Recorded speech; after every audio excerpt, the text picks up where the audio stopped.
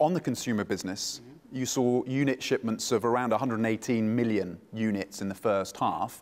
That was growth of about 24%. Given the pressures that part of the business is under, what do you see in terms of demand internationally for your smartphones, and how contingent is that on having that relationship with Google and the Android platform? We don't know when the US will make the decision on Android and when that decision will come. So we have to make preparations for our products. We will evaluate our strategy for the overseas market.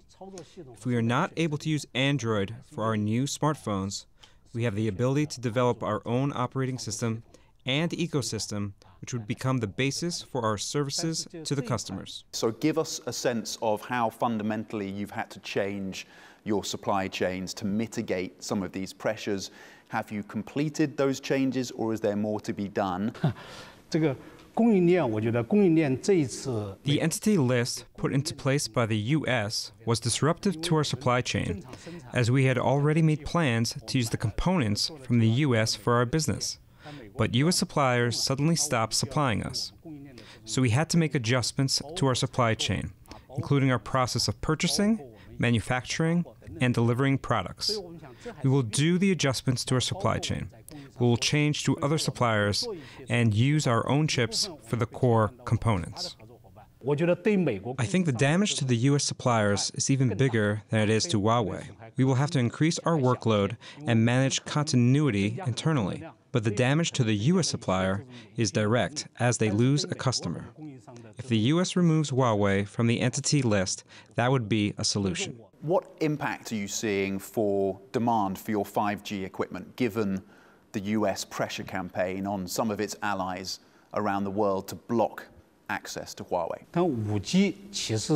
Although the US has been launching a campaign among its allies, it's up to each country to decide its partners based on its own development demands, telecommunication demands, and carrier infrastructure construction demands.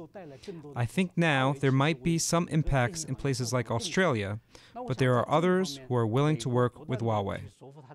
When it comes to components, you've said that you are still blocked from some of your key suppliers. Can you give us some clarity on who those suppliers are and the success you've had or not of finding alternative companies and alternative supplies to fill those gaps? We might have some components that we can't buy from the US, but we will use our own components to supplement. Smartphone operating systems, like Google's operating system and ecosystem, haven't resumed business with us yet. We are working to find a way to patch this hole. We hope to see good news, but if there isn't any, we will try to enhance our own capabilities. Do you expect Huawei to be part of the conversations when the trade negotiators meet in the next few days in Shanghai? Will they be discussing Huawei, and do you welcome the backing of the Chinese government for your company? Huawei is purely a company. When two countries talk, they talk about big topics. In the talks between China and the US, they will talk about big topics. For us, Huawei only wants to do its own job. Like what I just said, we need to patch up the holes and manage continuity, as well as ensure product delivery. We don't sell to the US. What we do care about is doing a solid job to make sure the products are delivered to our customers.